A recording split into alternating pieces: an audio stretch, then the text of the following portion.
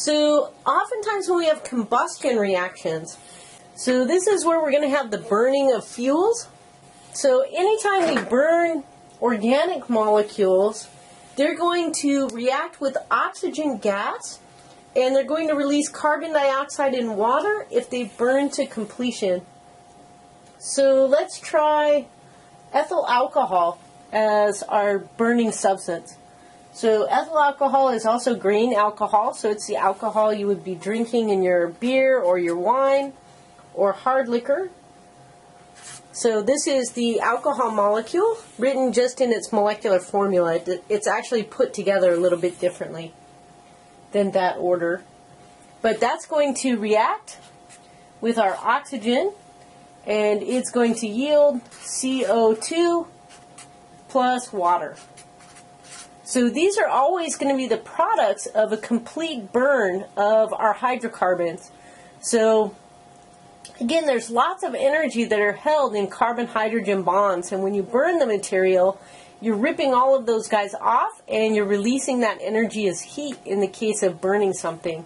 If we were to drink this and have it be metabolized in the body, our bodies would do essentially the same thing through the Krebs cycle inside the mitochondria to make ATP molecules. It would actually be using that ethanol to create energy. And actually there's quite a few calories in ethanol.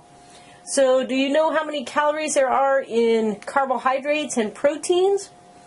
So carbs and proteins, there's about 4 calories, big calories, so they're actually kilocalories per gram. And fats and lipids, there are 9 calories per gram. And for ethanol, or grain alcohol, there's 7 calories per gram. So alcohol actually has a lot of calories, so you shouldn't drink too much because you can gain weight by drinking lots of beer. Okay, so in our combustion reaction, back to our reaction, we're just going to light our ethanol on fire, and it's going to react with the oxygen, release carbon dioxide and water. So to balance this guy, we can see that we've got carbon, hydrogen, and oxygen on this side. Still have carbon, hydrogen, and oxygen on this side. So we've got 2 carbons on this side, 1 carbon on this side. We've got 1, 2, 3 oxygens on this side, and that's arranged in a 1 plus 2 fashion. So we can move these around independently. Maybe we're going to try to get that guy even. And how many hydrogens we have? 6. And we've got 2, 3 oxygens on this side, and then 2 hydrogens. So I still feel like we're going to need to make our oxygens be even to get this guy to work. And so what I'm inclined to try first is to even up our oxygens by just multiplying that by 2. So if we do that, we change our oxygen concentration to now having 4. And we change our carbon concentration on this side to having 4. And our hydrogens to having 12. So now let's see if we can balance the carbons and hydrogens on this side, and then fix any oxygens we have left over on this side. So if we have 12 hydrogens, we've only got 2 on this side. That's an easy change to get the 12. Just multiply it by 6, right? That would give us the 12 hydrogens, and that would end up giving us 6 oxygens. They don't match yet, but we're not concerned. We've got the extra oxygens over here to deal with. And let's see, how many carbons do we got? We have only 1 on this side. We have 4 on that side. So if we change this to 4, that changes our carbon to 4. And now it's going to change our oxygen again too, because we've got 8 plus 6.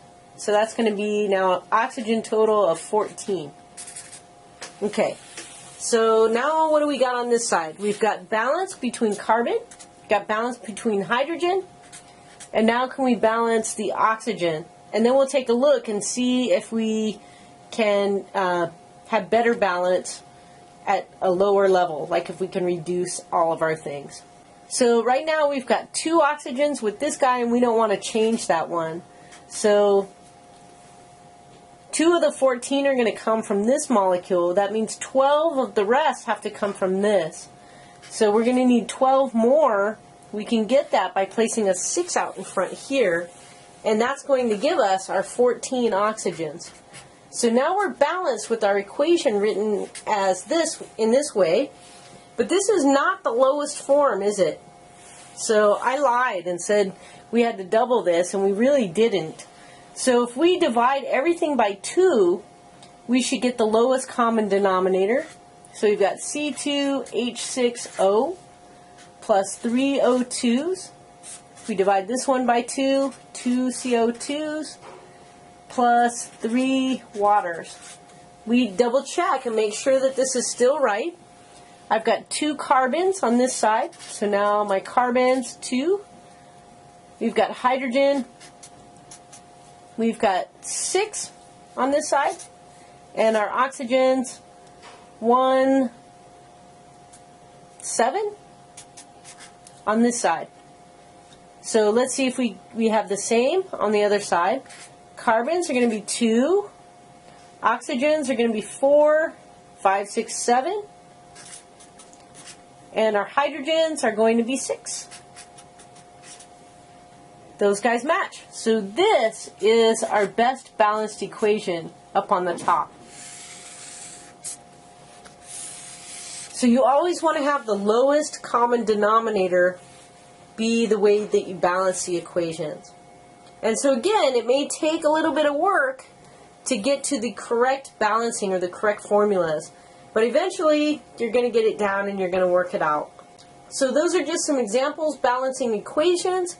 In the next set of reactions that we'll go over, we'll actually look for recognizing and putting together double displacement reactions, so both precipitation and acid-base neutralization reactions. And then we'll also take a closer look at redox reactions as well.